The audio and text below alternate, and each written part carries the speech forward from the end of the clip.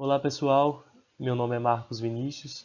Eu vim trazer aqui para vocês o primeiro tema do segundo seminário da disciplina Tópicos Especiais em Tecnologia de Frutas e Hortaliças do curso de Engenharia de Alimentos da Universidade Federal de São João del Rei.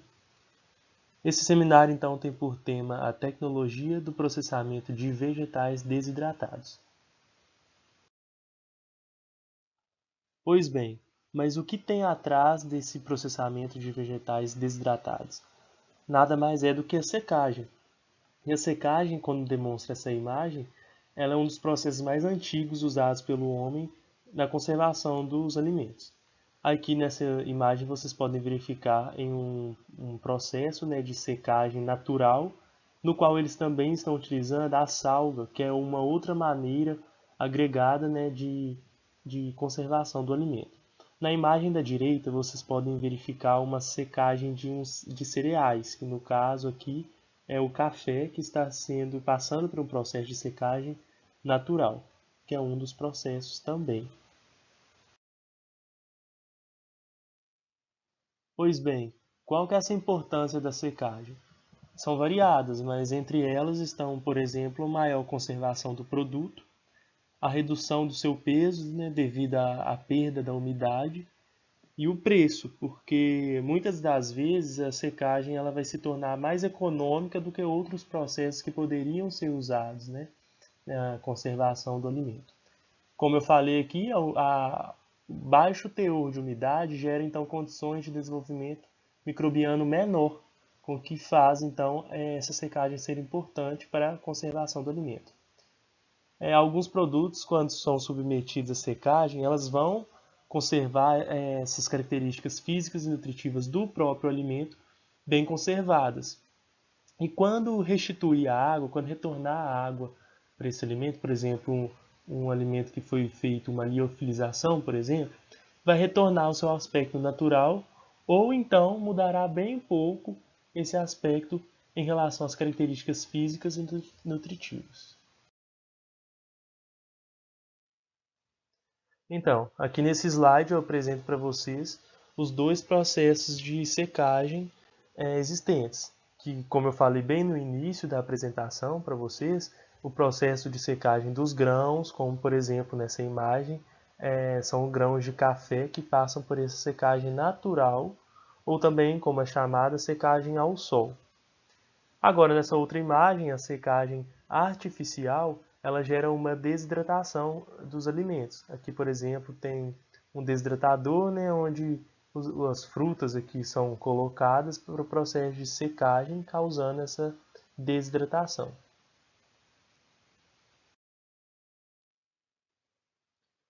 Então, há um grande conflito entre a secagem natural e artificial. E essa escolha vai depender muito de algumas questões, como, por exemplo, a questão climática e a matéria-prima. A matéria-prima entra aí no sentido de, por exemplo, um leite, ou quando se quer produzir um leite em pó. Não se pode deixar o leite ao ar livre esperando que sua secagem aconteça natural. Uma que a condição sanitária não é ideal, né? E outra que vai demorar bastante tempo para esse leite sofrer o processo de secagem. Também exigência de mercado e mão de obra. Então, a secagem natural, ela precisa de um clima bem seco, de um grau higrométrico baixo, pouca precipitação pluviométrica, grande quantidade de sol para realizar essa secagem, né? Boa evaporação para ser mais rápida, ventos favoráveis que irá favorecer também, e uma temperatura mais ou menos alta.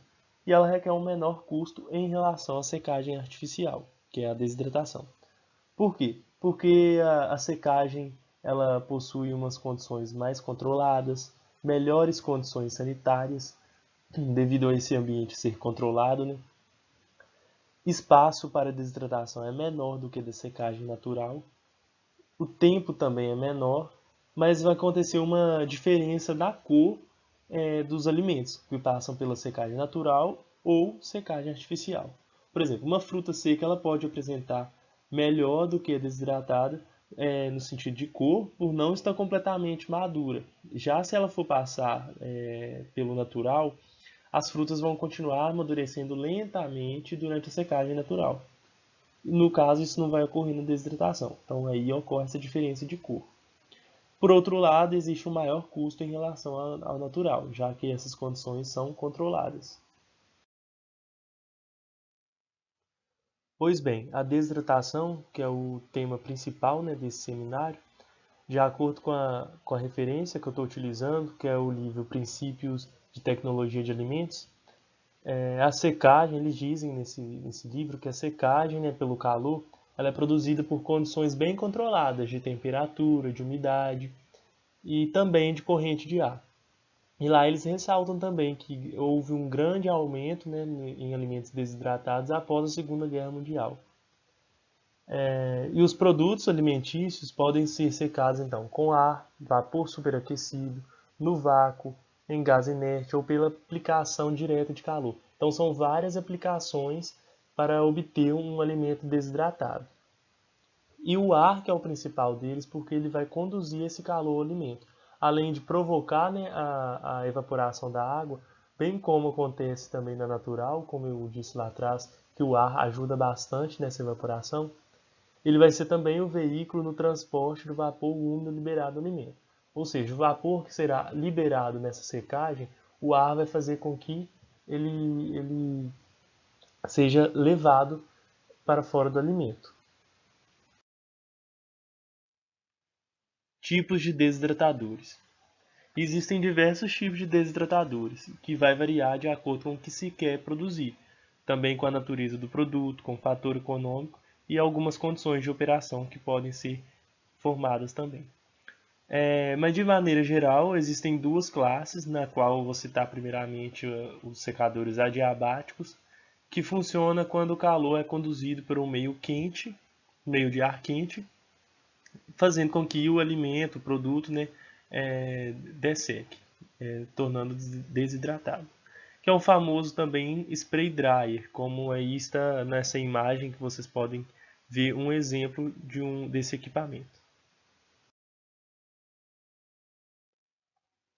Nesse segundo tipo de desidratador, temos então a transferência de calor por superfície sólida, que é geralmente onde trabalha a vácuo, né? É o famoso liofilizador também, que é esse equipamento que vocês podem ver na imagem, que ele trabalha então por vácuo.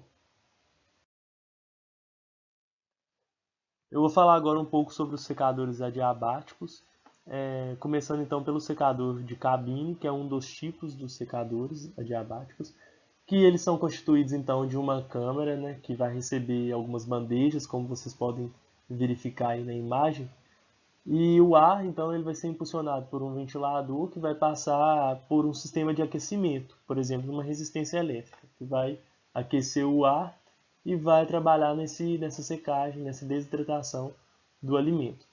E cada alimento vai ter o seu tempo, né, para ser desidratado. Por exemplo, aí na tabela vocês podem ver que as maçãs em rodelas, por exemplo, ela vai demorar de 5 a 6 horas. Por outro lado, as ameixas inteiras podem demorar de 16 a 20 horas. E isso tem um tempo médio para cada tipo de fruta, nesses exemplos. Então, nesse tipo de secador diabático do tipo túnel, ele é bem interessante porque o equipamento ele é bem grande, né, bem extenso, em torno de 10 a 15 metros, no qual um jato de ar quente será aspergido sobre o alimento, sobre o produto, geralmente frutas ou hortaliças, e ele opera de modo contínuo, onde o alimento vai entrar, vai ser seco por toda a extensão do equipamento e vai sair seco.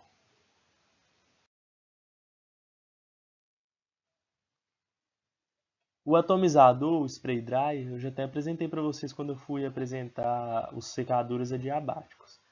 Então, ele é um processo contínuo, como vocês podem verificar aí na imagem, onde o líquido ou uma pasta ele vai ser transformado em um produto seco. Por exemplo, aí o café solúvel, o leite em pó, por um tempo então relativamente curto.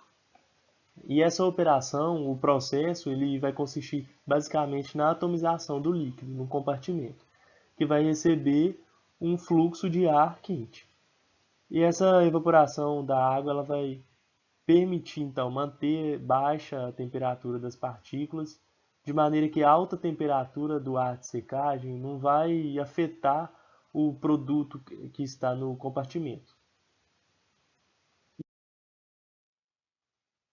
Agora, sobre o segundo tipo de secadores também, os secadores com transferência de calor por superfície sólida, a gente tem como primeiro exemplo aí o secador de tambor, que será, por exemplo, um ou dois tambores rotativos. No caso dessa imagem ilustrativa aí, a gente tem um tambor rotativo que ele é aquecido pelo uso de vapor. Ele pode ser trabalhado sobre pressão atmosférica ou reduzida, né, a vácuo. Esse secador de tambor ele era muito utilizado para a fabricação de leite em pó, e hoje não mais porque se usa outros equipamentos para a fabricação do leite em pó.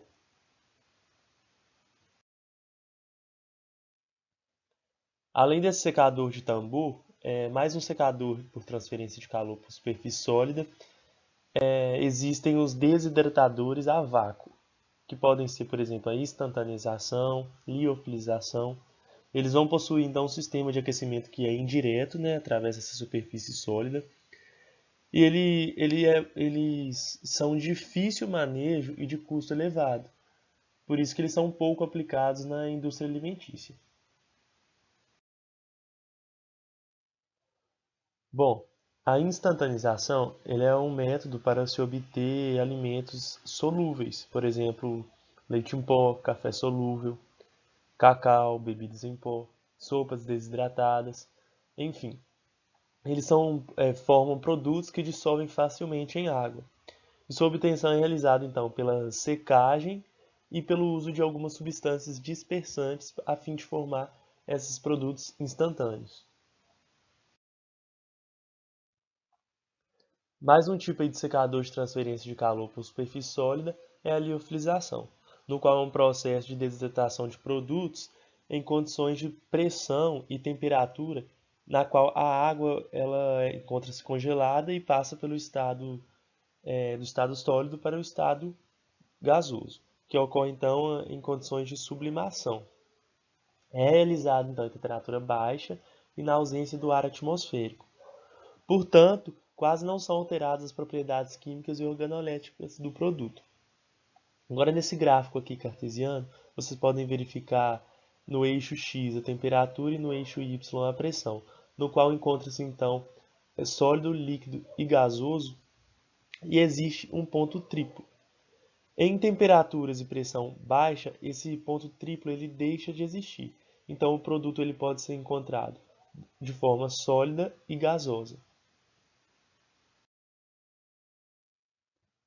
Pois bem, eu vou falar aqui para vocês um pouco sobre as alterações que podem ocorrer pelo processo de desidratação. A alteração mais importante aí é o valor nutritivo, né, que será alterado. E também as propriedades sensoriais, que, por exemplo, poderão ser o sabor, o aroma. O sabor, por exemplo, ele se encontrará mais forte do que o produto fresco, uma vez que a concentração dos nutrientes, como carboidrato, proteína, será mais concentrado. Então, o sabor dele será mais forte, uma vez que perdeu-se a umidade pela desidratação. E quando esse alimento ele é reconstituído, reidratado, ele vai se assemelhar bastante com o produto natural, mas nunca vai ser igual devido a essas perdas desses constituintes, como as vitaminas. E a retenção dessas vitaminas, perdas biológicas das proteínas, rancidez das gorduras, vão ocorrer dependendo do método de desidratação. Desidratação natural ou artificial, ou então a combinação das duas. Então, a água influencia bastante no desenvolvimento de micro-organismos. Então, qual que seria a influência dessa desidratação sobre os micro-organismos? A retirada de água vai ser um método de controle de crescimento microbiano, uma vez que os micro-organismos eles precisam de uma água disponível para desenvolver suas atividades metabólicas e reproduzirem. E alguns fungos eles podem crescer em substratos alimentícios com baixa umidade, cerca de 12%. Mas também é claro que existem aqueles específicos que crescem até menos do que isso, até menos que 5%. Já as leveduras e as bactérias, elas requerem níveis mais elevados de umidade, acima de 30%. As frutas secas, então, elas apresentam cerca de 15 a 25% de umidade, E esse fato de possuir essa baixa umidade pode receber poucos micro-organismos, dependendo de outros fatores também. Bom, eu vou apresentar aqui agora para vocês um fluxograma de processo da cenoura desidratada. Inicialmente, então, faça a seleção das cenouras e logo após leva-se, então, a lavagem para remoção de sujidades mais grosseiras, como folhas, terras, e logo após encaminha-se para a sanitização, em água clorada 0,1%, durante cerca de 15 minutos. Logo após encaminha-se, então, a cortes, por exemplo, em cortes em cubos, e leva-se ao branqueamento em água fervente durante 2 minutos e logo após o resfriamento em gelo durante 5 minutos, finalizando aí o branqueamento. Logo após esse processo, deve-se levar então os cubos de cenoura à desidratação em estufa, para obter então o produto desidratado. Pois bem, como eu mencionei no slide anterior, essa cenoura ela pode ser desidratada nessa estufa, nesse secador de cabine. E aqui vocês podem ver a imagem final de como fica a cenoura desidratada nesse secador de cabine.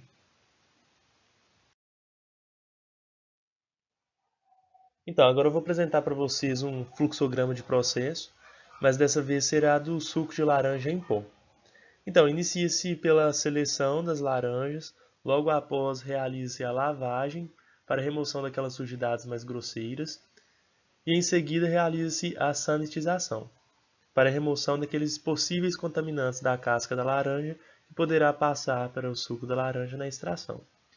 Realiza-se então essa extração e a adição de maltodestrinas, que atuará aí como um agente carreador.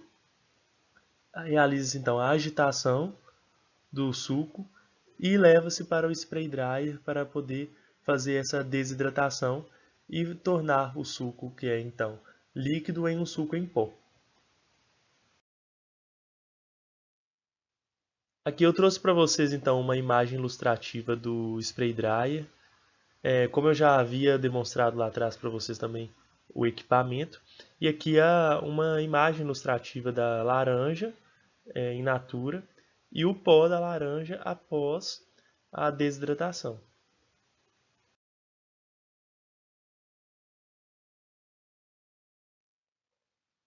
Então, aqui estão as referências que eu usei. E essas duas primeiras eu utilizei para criar os fluxogramas. Então é bem interessante, pois ele aborda toda essa questão da desidratação e é muito bem falado, se vocês quiserem dar uma olhada. E também o livro Tecnologia de Alimentos do Galo. Eu deixei aqui por último para vocês o link de um vídeo no YouTube falando sobre esse processo de liofilização, que é um dos processos de desidratação. Mas eu irei colocar também esse link na descrição deste vídeo no YouTube. Eu queria agradecer a atenção de todos. Muito obrigado.